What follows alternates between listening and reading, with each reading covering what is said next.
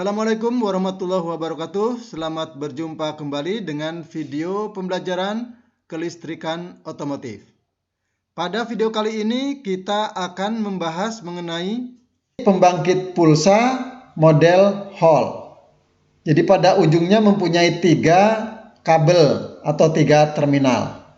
Jadi terminal atau kabel yang pertama ini sebagai nanti sumber arus, ya. Kemudian satu kabel ground atau massa dan satu kabelnya nanti sebagai output tegangan Hall. Jadi ini konstruksinya. Ini terletak di dalam distributor. Posisinya seperti pada platina, tetapi platinanya sudah tidak ada dan platina itu diganti dengan komponen ini. Ya, jadi kalau platina itu ada camnya, kalau di sini menggunakan bilah rotor. Kalau pada platina itu ada kontak platinanya, di sini menggunakan komponen Hall dan medan magnet. Gitu ya. Ini konstruksinya. Nah, sekarang sensornya seperti apa dia bekerja? Nah, jadi ini penjelasan lebih detail. Nah, jadi yang pertama tadi, jika semikonduktor terletak di dalam medan magnet, ya, kemudian semikonduktor itu diberi arus listrik yang posisinya berwarna hijau ini, ya. Ternyata pada bagian melintang dari arus yang berwarna hijau, yaitu dari atas ke bawah, ini terjadi tegangan yang kita sebut dengan tegangan Hall. Nah, tegangan ini menyebabkan terjadinya aliran arus listrik. Nah, ini ya. Jadi semikonduktor berada di medan magnet dan dialiri oleh arus. Maka elektron-elektron di dalam semikonduktor ini akan bergerak yang arahnya tegak lurus terhadap arus yang mengalir berwarna hijau. Sehingga aliran elektron ini bergerak ke atas.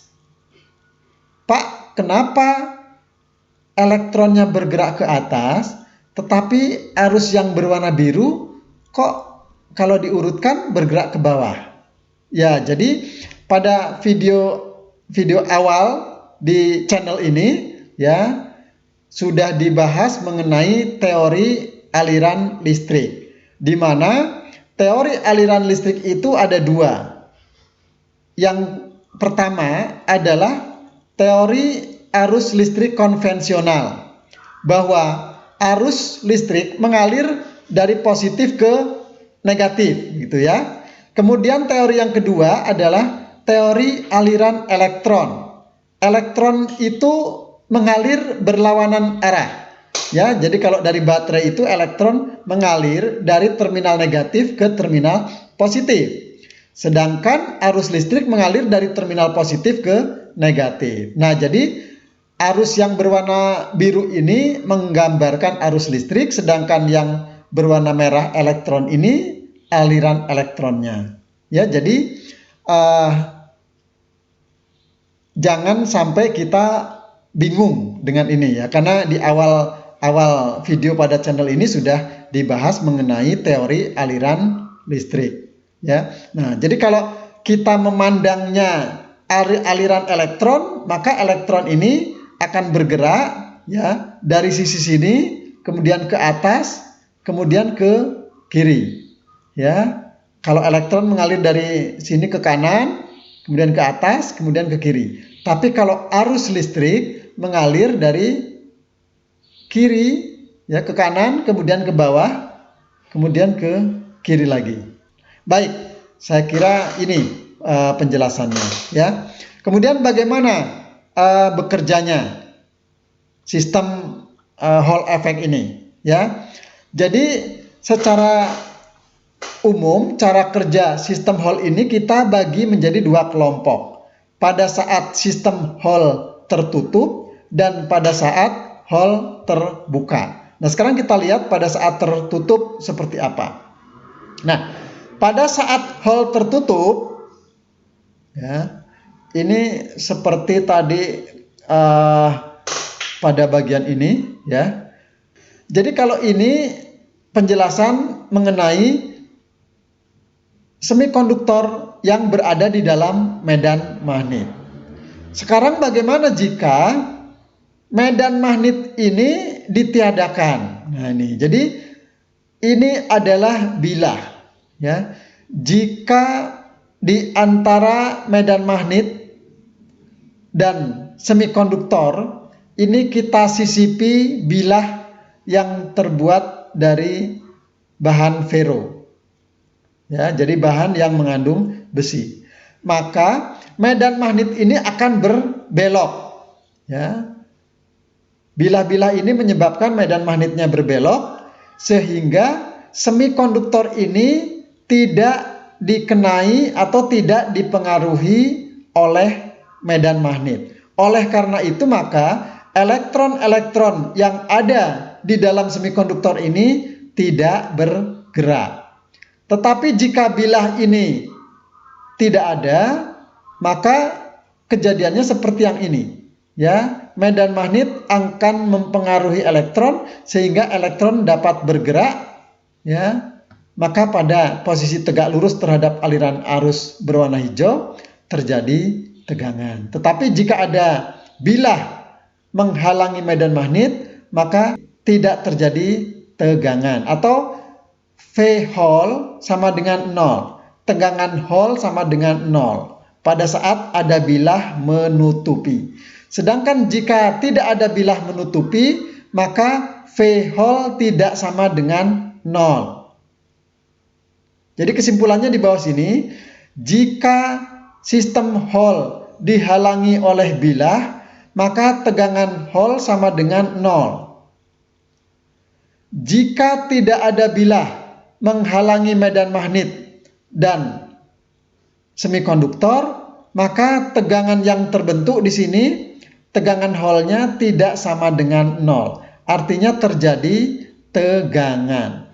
Pada saat dihalangi medan magnet, maka tidak terjadi tegangan. Nah, baik, ya, kita kembali lagi ke sini, ya. Jadi cara kerja pada saat Hall tertutup. Jadi pada saat Hall tertutup, maka tegangan di terminal Hall ini 0. Jadi tadi disampaikan bahwa sistem Hall ini memiliki 3 terminal atau 3 kabel. Yang pertama ada massa, kemudian ada sumber arus, ya. Kemudian ada output tegangan Hall. Nah, jadi pada saat ada arus atau terminal B ini dihubungkan dengan sumber arus, ya, dan ground ini dihubungkan dengan massa, maka pada saat bilah menutupi komponen Hall, maka pada terminal V Hall tidak terjadi tegangan atau tegangannya 0. Tetapi jika komponen Hall tidak terhalang oleh bilah, maka komponen Hall ini akan terpengaruh oleh medan magnet, sehingga pada terminal Hall akan terjadi tegangan. Nah ini ya. Jadi jika sistem Hall tidak ditutupi oleh bilah, maka terjadi tegangan yang besarnya kurang lebih 7 volt. Tetapi jika komponen Hall ini ditutupi oleh bilah, maka tegangan yang dihasilkan pada terminal V Hall ini sama dengan 0. Jika ditutup. Jika dibuka, maka tegangannya kurang lebih 7 volt. Nah, jadi jika rotor ini berputar secara periodik, maka terbentuk sinyal tegangan 0,7, 0,7, 0,7 dan seterusnya. Tegangan 0 ini pada saat Hall-nya tertutup oleh bilah. Sedangkan di sini pada saat terjadi tegangan atau tegangannya sekitar 7 volt, terjadi pada saat komponen Hall terbuka atau tidak terhalangi oleh bilah. Nah, jadi sistem Hall ini menghasilkan tegangan kotak-kotak pada terminal V-Hall ini. Nah, berbeda dengan yang tipe induktif. Yang tipe induktif, tegangan outputnya berupa tegangan AC. Ya, sedangkan sistem Hall outputnya sudah DC. Nah, jadi sudah berupa tegangan kotak-kotak.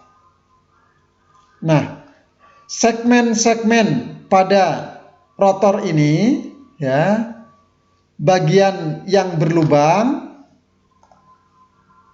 Nah, ini ya. Jadi besarnya celah yang berlubang ini identik dengan sudut duel pada sistem pengapian konvensional. Ya. Nah, ini. Jadi bagian yang terbuka identik dengan sudut duel. Jadi lamanya tegangan terbentuk pada saat Hall tidak tertutup oleh bilah. Berapa lamanya Hall tidak tertutup oleh bilah? Itu sama dengan besarnya celah pada bilah ini. Nah, ini. Jadi celah pada bilah ini identik dengan besarnya sudut duel atau identik dengan lamanya platina menutup. Nah, ini. Jadi pada saat Hall terbuka, maka sistem Hall-nya ini bekerja menghasilkan tegangan output, dan ini identik dengan saat platina tertutup. Nah, ini ya. Baik. Sebelum kita lanjutkan ke sistem pembangkit pulsa model cahaya, ada pertanyaan yang harus dijawab. Pertanyaannya adalah,